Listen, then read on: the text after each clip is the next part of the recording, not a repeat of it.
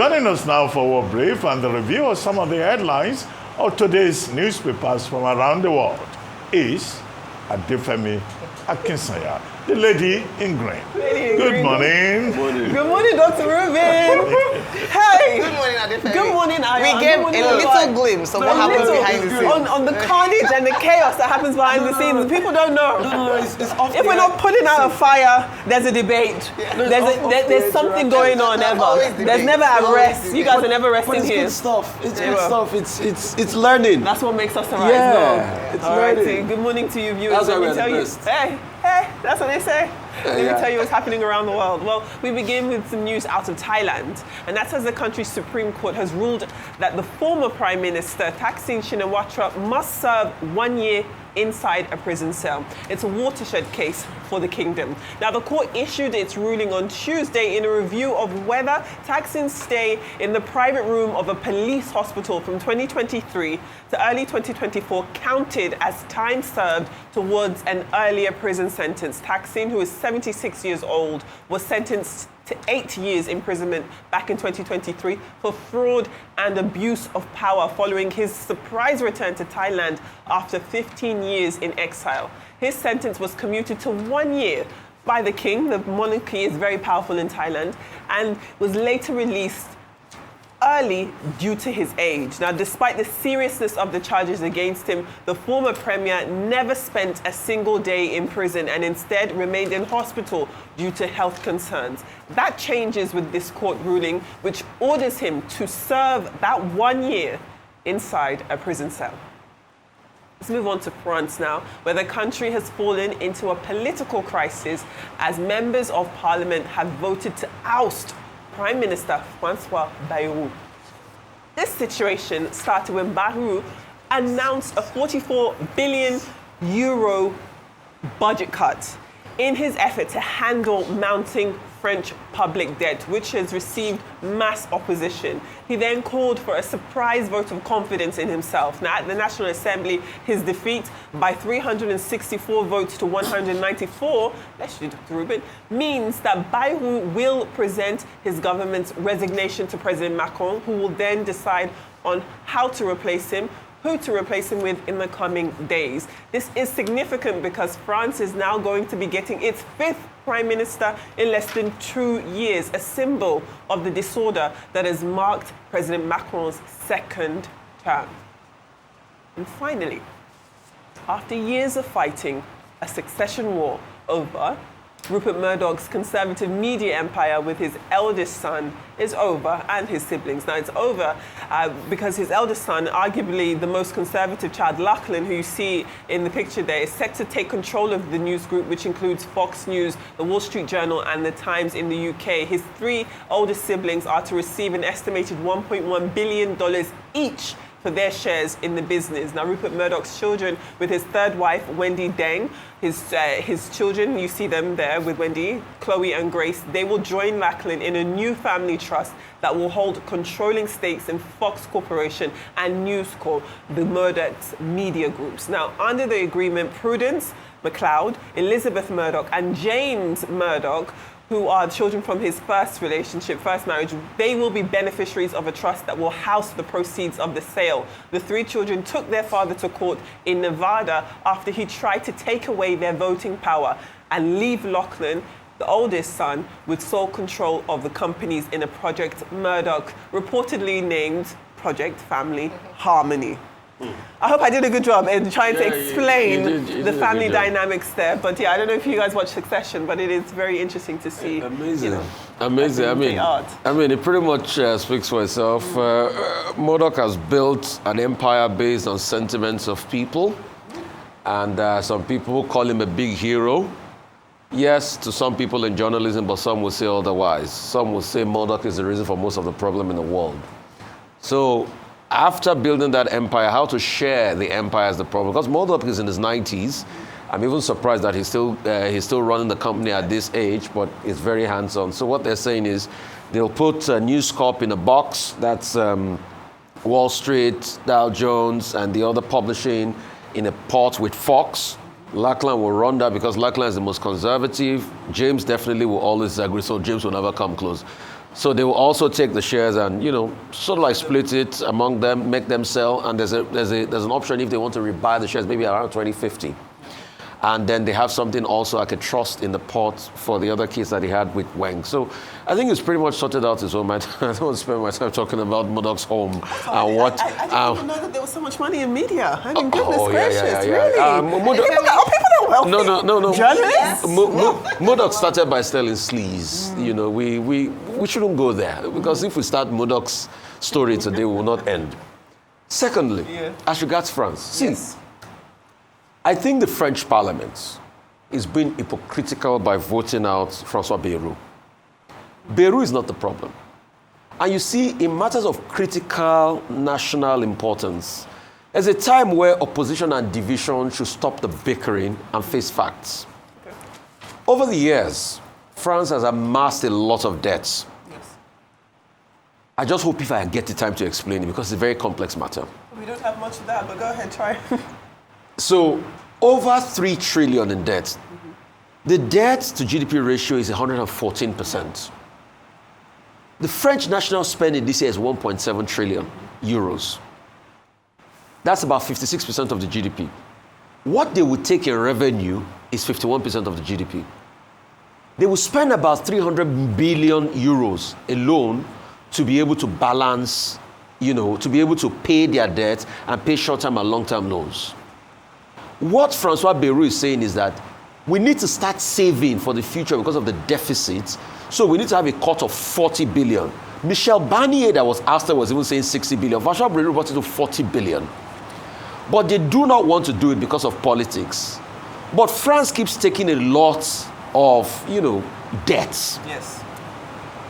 I will yield the floor now, but maybe in the next session I'll be able to get the time to explain only this better because it's a very important concept we need to understand. But I yield the floor. All right, I'll take just a few minutes. Shinawatra in Thailand. This story is important because we followed the story from his daughter who was ousted 2 weeks ago by courts in Thailand, and we did share the link with her dad and also, with Cambodia and how they were friends and, she had called him uncle. But now he's been sentenced to prison. I think, of course, the lessons here is accountability and a system or institutions that actually hold, whether present or past, government officials or leaders to account. Yes. For him was luxury, under corruption. He had tried to hide under ill health and had gone to Dubai saying that he was in hospital in the last year, but they said that was not important. He had to come back to prison and be remanded in prison. And this is, when we talk about a win for accountability and strong institutions, absolutely. But also in Thailand is also the collapse of a political dynasty. Yes. He, his daughter, he had very strong influences. He's been in politics for decades of years and had a strong influence in Thailand. But unfortunately, just as I talked about Angela Rayner yesterday, quite sad to see a dynasty like that crumble under the weight of actions that were not befitting of his person or the office that he held in trust of the people. Now, going on to France, we did say that we didn't know what was going on in Prime Minister Bayrou's mind when he decided to call for a vote of confidence, vote in Parliament, because the polls were not in favor of neither him, the President Macron, or his party. In fact, opposition, especially the far rightists, have taken this as an opportunity to push Macron to call for parliamentary elections because they feel that he would not survive it. Even though Macron is holding on very tightly and saying that he would appoint. Now, what has happened is that he has tried rights, he has tried centrists in terms of his appointment of prime ministers. Perhaps he will look to the left now to see if that would appeal to the people and save his neck as prime minister. But his second term is not looking good at all. And the watch now is, would he survive the full term, or would he be pressured by opposition to call an election for parliament, and maybe he might not even have a hung parliament and actually be ousted as prime minister in France? Okay, very quickly. Thaksin Shinawatra became prime minister in Thailand in 2001. And within that period, he was able, or within that intervening period up to now, he has been able to build a dynasty with a few Thai party. But he was deposed with a military coup in 2006. Then he went into exile in Dubai and then returned in 2023. When he returned in 2023, he was taken to court on allegations of corruption. and then he was jailed for 8 years. Then he appealed to the Thai king, who then said, okay, 1 year sentence. But he didn't serve that 1 year sentence. He was taken to the General Police Hospital in Bangkok, where he spent 6 months. 6 months after, he applied for parole, and he returned to his home in Bangkok. Now, the Supreme Court has now ruled that no, because of objections by the people, that there's favoritism, in terms of treatment of highly placed persons. Now, the Supreme Court now says, no, he still has to serve that 1 year prison sentence, which the Thai king commuted his sentence to. Now, so that's where we are in this particular case. He was away in Dubai. He came back. I think he's to even appear in court today, Tuesday. But whatever happens, it's about the law, the equality of persons before the law. It's also a blow on his dynasty. Yes. His daughter, having also been in the eye of the storm, as prime minister, the daughter, who is leading the opposition party in his absence, had called the Cambodian prime minister and called him uncle, and that caused a big problem because of the Thai-Cambodia border conflict. So that's the situation. But it's about equality of persons before the law. What will happen after remains to be seen. As for the Rupert Murdoch empire, Rupert Murdoch is the owner of Fox News, of the Times, and so many other channels, a big conglomerate. Wall Street Journal is also owned by Rupert Murdoch. Now, last year, Rupert Murdoch stepped down as chairman of the empire, 94. He's 94 years old. And he wanted to hand over to his son, Lachlan, 54-year-old Lachlan Murdoch, who has been a chairman of Fox Corporation, who has been a CEO of also Fox News, and whose views, conservative views, align with that of Rupert Murdoch. Rupert Murdoch is an ultra-conservative. Yes. Okay, right-wing, completely right-wing. That's what you get. That's what people who watch Fox News are fed with on a daily basis. Now, Rupert Murdoch, we're told, is a media mogul who always gets what he wants. What he has done now is to get what he wants. He was taken to court in 2023 by 3 of his older children, Elizabeth, James, and Prudence, who say that they also want to have a stake when he dies. And the man says, no, I want Lachlan. Now those 3 persons, they've lost out. He has now created a trust. They have been settled with 3.3 billion. And that in the future, they are not going to come back and say they want to buy shares in the Murdoch empire. So what he has done is to protect Lachlan, who is going to take over. So those who like Fox News, they have triumphed. You can always get your right-wing philosophy. There's one other subject. What was that? Very brief. France. I think you. Francois Bayrou. Yes. Okay. The question to ask about France is, what is next? When Francois Bayrou called for this, vote of confidence, we said it was a wrong gamble because he will not succeed. Michel Barnier, before him, didn't succeed. Now Francois Bayrou. So what is next for France? What is available to President Macron is either for him to call another election, and he says he's not going to do that until 2027, or it is to appoint a new prime minister. That will be the 5th prime minister in 2 years, the 8th prime minister in the period that he has been president. So he's not likely to do that, because if he appoints an ultra-conservative or a centrist like himself, you get the same result. Of course. Because he does not have the powers in parliament. After the last snap elections that he called in 2024, he shot himself in the foot. Because the parliament of France is controlled by the far left. Mélenchon, yes, I think a guy called Jean-Luc Mélenchon. He has the majority seats. On the other hand, is Marine Le Pen, the far right. They control 330 seats out of the 577 seats. And that's why you got this kind of result. What is the problem? Budget deficit.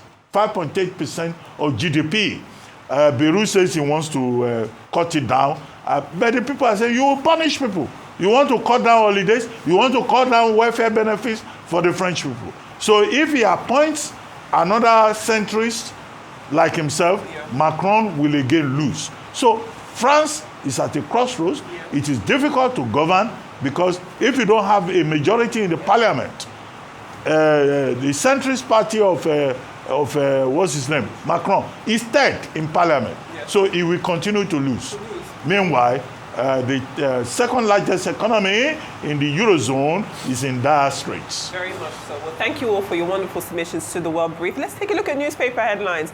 Of course, we'll start with This Day. This Day leads with this peace meeting between the Nigerian Union of Petroleum and Natural Gas Workers and the Dangote refinery, ending in, unfortunately, a deadlock, which is as the Petroleum and Natural Gas Senior Staff Association of Nigeria has declared full solidarity with Nupeng and threatened to join it in shutting down refinery operations if the company continues to resist unionization. That story is also picked up by the leadership and the Daily Sun as their headline stories. Staying with the Daily Sun, the feud between the Enugu state government and property developer, popularly known as Sujimoto, is also featured on the front page. Enugu patriots say Sujimoto should stop the so-called crocodile tears and return the money earmarked for building of these smart schools. To the New Telegraph, which leads with the Trade Union Congress issuing a 14-day ultimatum to the federal government to withdraw its proposed 5% tax on petroleum products. There's that there. There's a few education stories on the front of the Daily Trust. The lead story has the JAM panel saying that examination malpractice is becoming normal, and that's as it discovers 4,251 cases of malpractice involving technology. That paper also reports on the low turnout in schools nationwide in primary and secondary school. This is, of course, the second day as schools start to resume for their new terms. Rounding up our newspapers in Nigeria, there is The Guardian, which takes a dive into the telecoms industry's biggest pain points, which are, the lack of talent and skilled professions as people leave the country, theft and vandalism of telecom infrastructure, and a 54% drop in foreign direct investment over the past decade.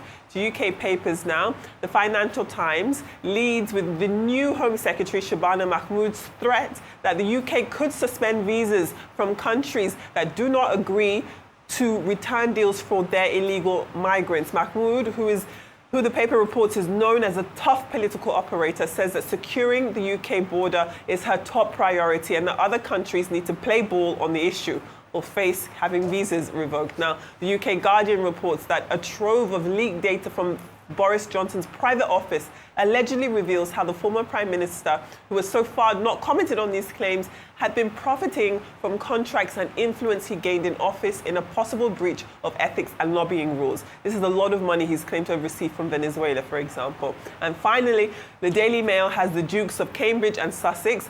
They say that at times they were just 7 miles apart, 15 minutes drive away from each other on the 3rd anniversary of Queen Elizabeth II's death. But the estranged brothers did not meet. And they say that there's still a chasm between the warring princes there. Those are your papers from around the world. So as regards the Dangote refinery thing and the truckers, yes, there's a reportage I'm seeing here from Nairametrics, quoting our own Chika Mbono here, saying, and I quote, that the reason why you're having this impasse is because this same Nupeng were trying to stifle Dangote by not ensuring that their drivers carry his petrol before. So he felt, how am I going to survive? Let me import my own truck. And that is what has gotten them mad as regards what is happening. So, like we're saying, yes, I mean, when Labour makes their emotional arguments, yes, it's fine. But this is about trade, this is about sustainability, this is about interests that are bound, and that's what both parties are fighting for. And when they couch it as regards, the workers are not being allowed to join the union, blah, blah, blah, blah, blah, and all of that. The other part of the argument they'll never tell you is that Dangote has also put 720 billion naira down to import those 4,000 trucks. Did he just put that money down from his account? Is it not an investment in this same logistical value chain? So it's so easy when they make the emotional argument. All I just want is, let's just allow common sense prevail in this argument. That's just all I want. All right, with that, I think it also exposes how difficult it is to do business in Nigeria. From the time when Dangote refinery started, it's been one hurdle to the other hurdle, whether it's from the government quarters, and now we see from unions. Everyone just wants a place or a piece of the pie. And once you rattle the status quo, it will kick back. Sometimes it's corruption fighting back, as we've exposed that. I'm glad that we're going to be speaking to one of the unions this morning and have an opportunity to really interrogate, what the reason is. Yesterday, I'd shared that in one of the newspaper articles, they had released that, Dangote doesn't pay their staff well, conditions of service are not acceptable in terms of standards. And before I mentioned that, I really wanted to reach out to the other party. And in fact, the people who don't pay their staff well are the truck owners, because if you really look at it, if you don't have scale and you don't have a lot of business, sometimes, and you don't protect the interests of your workers, you can pay them peanuts and they go away. Some of them pay as little as 50,000 naira to these truck owners. Dangote refinery trains, gives HMO, has certain benefits to its workers, to its staff. I do think, and I keep insisting, that the staff members should be allowed on their own choice to join any association or union they want to. What the unions must then justify is why I should, as a staff member, want to join your union. You must give me, convincing argument for that. And this is what often happens, and I used the example earlier on, that whenever there's an opportunity to revolutionize an industry or a process, and in the long run would benefit the industry, especially in the area of, attracting investment, there's always a pushback. There's always a pushback from the people who are benefiting from the less than perfect system that exists. So at the end of the day, what we're looking out for is for businesses in Nigeria to start, because it also sends the wrong signals to investors, but also for the rights of workers to be protected. Going on to that, let's touch very briefly in Enugu State because of the Suji motor. There's an update. He's presented himself to the EFCC now. He had released the video. He was wanted by the EFCC. We had talked yesterday about what it means for even people who want to do business. If you know that you do X or you do something and it is a sledgehammer to kill a fly, it would discourage people from going into business. However, if indeed there's a diversion, and I'm looking forward to the investigation being going out, because we know that the EFCC is also notorious for releasing wanted posters and nothing is being done. Dr. Aisha Achimogu, we don't know what the update on that story is, because it's important. When you release such posters, you defame almost the person, because some people might not have the opportunity to know what happened at the end of the day. So we want to see this followed through. These are critical assets, state assets in question. This is significant amount of money, and for the benefit of education in Enugu State. We don't want it to just be, okay, after everything, we have all settled at the back. No. If there was a case of diversion of funds, let us see it to the very end. If it is contract dispute, then let them go to the appropriate court and sort it out. But at the end of the day, the people's money must be accounted for and must be judiciously used. We don't want whether you come emotionally and say it is what really happened, what really transpired, and let's get to the bottom of this. Thank you, Ayo. Okay, on labor unionism. Okay. Now, what the International Labour Organization rule says is that if you have staff, 50 plus 1, more than 50, they have the right to form a union. However, unionism is voluntary. You can join your own association. And it was in that regard that I said earlier on that, look, the tanker drivers that work for the Dangote refinery, they have formed what they call the Trucking Drivers Association of Nigeria, which has also been recognized by the regulatory authority. So it's not as if Dangote is opposed to unionism. However, NUPENG is saying that that Trucking Drivers Association should be part of NUPENG. Now, NUPENG itself is divided. NUPENG, there is another group called Petroleum Tanker Drivers Association of Nigeria, PTD, they call themselves. Now they are even attacking the NUPENG leadership. They say that the only thing that the NUPENG leadership is interested in is to collect money, check off dues, membership dues, and develop port bellies on the basis of what they collect, and not defend the interest of most of their members. So the PTD, which is a strategic component of NUPENG, is on the side of the Dangote refinery. So there's a lot of division here. You have TUC, NLC, Petron, and NUPENG on one side. You have PTD, you have other groups on another side. Now, for the strategic reason that oil and gas is very important to Nigeria, important to the effort to stabilize the foreign exchange system, I think that the Nigerian government has done well by responding early enough and by holding meetings. Yesterday's meeting with the Minister of Labour and other ministers, we were told was deadlocked. Yes. We hope that the appropriate authorities will call all these gladiators back to the negotiating table, and they will be advised appropriately that they can find accommodation. They can resolve this matter, because if there is a shutdown in the petrol stations, all of us will suffer for it, and we do not want that. However, Dangote says he has 10,000 trucks that can go onto the roads and overwhelm the 3,000 trucks of Nupeng. I get your point about antitrust competition, antitrust laws. Yes. When I did equity and trust, I was taught by, I think it was Professor Shimbajo, who taught our class in those days. The thing is that when you talk about equity and trust, which Google is facing, Yes.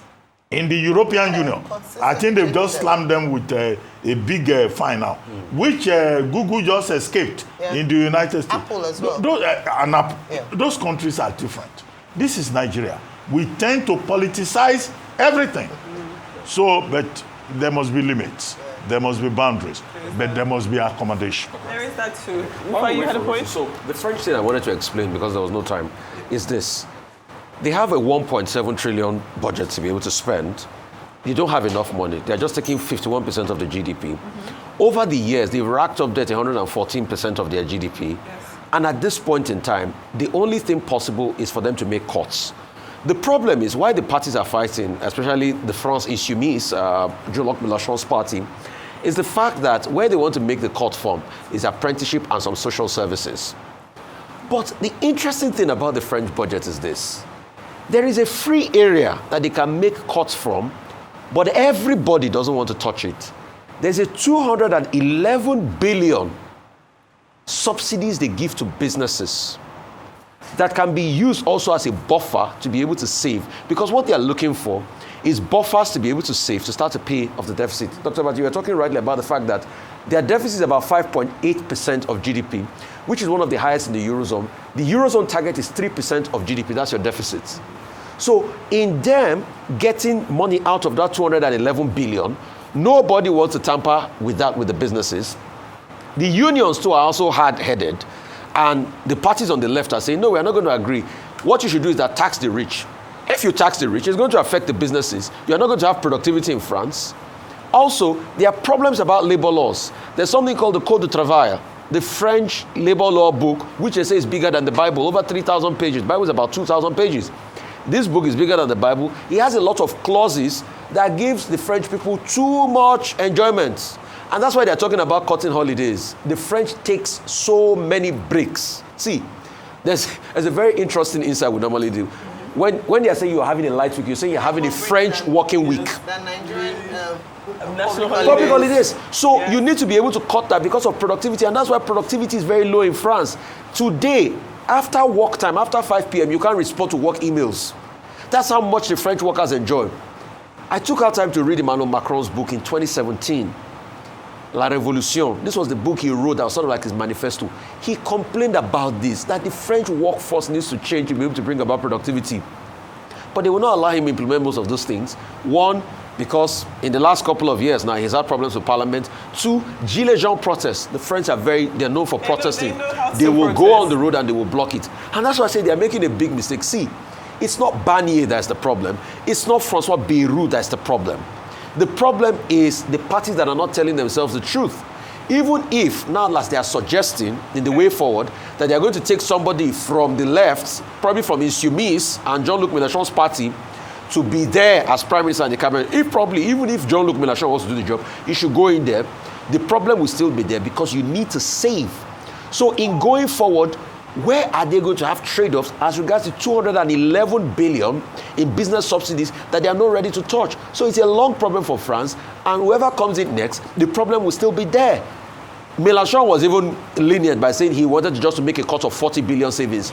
Barnier was taking about 60 billion in the first place. The big problem in France So it's a is quandary. Macron calling a snap parliamentary election in June 2024. He had hoped that he would be able to get a comfortable majority in parliament. He did not get that. It was the far left, the France unbowed troop, that got more of the votes. They are in the majority. And Marine Le Pen and her party, far right, also ascended. Now, the party of the president is number 3 in parliament. That's just it. If you don't have the numbers, you don't have your way. Yeah. And that's exactly what has played out in this exit of Francois Bayrou. He will remain in government until Macron makes up his mind. How quickly he makes up his mind. You know, the options, what's next, is what we should focus on. Will he call a snap election again and put his own position at risk? He's ready to leave. Out. If he dares do that, he's That's out. the heart of the matter. There we go. Thank you very much. Thank you so much, Adefemi. Thank you. Always bringing interesting, news from around the world and just brings us debate and also an opportunity for self-reflection for us as a nation. There are a number of things to learn, Dr. Abate. I don't know if any Nigerian who knows there's an opportunity for him to be out of government to call for a vote of confidence election. In Nigeria. Yeah, that's what I'm saying. Maybe we should ask some of these our lawmakers to call for a vote of confidence election, free and fair. And let's see just how well the people. If you call for vote of confidence, you will win. Is it House of Reps or is it National Assembly? At first, fix the voting system in the House of Reps before you call of. Is it the vote of government that they say the highest have it? Is it the same country that they voted on the state of emergency by saying those in favor say aye? Those against So we say insist nay. that it would not be voice A vote. vote on the state of emergency that happened in this country, that till today you don't know senators or leaders that voted in favor or against the state of emergency. You can actually go to the website of the parliamentary electronic website. voting system in place, like the Americans, where you know how your representatives Exactly. vote. But they have refused to use it. Exactly. How would they know? Because in No, other they will parts not of the use it. world, They you can actually introduce go it. to the They will not website use it. and see how your representative vote, their voting history, how they voted on each bill presented before them. So you can make a decision for the next election if they actually took on the what you sent them to do. But Nigeria is, how do you measure ayes and nays? You can't. Well,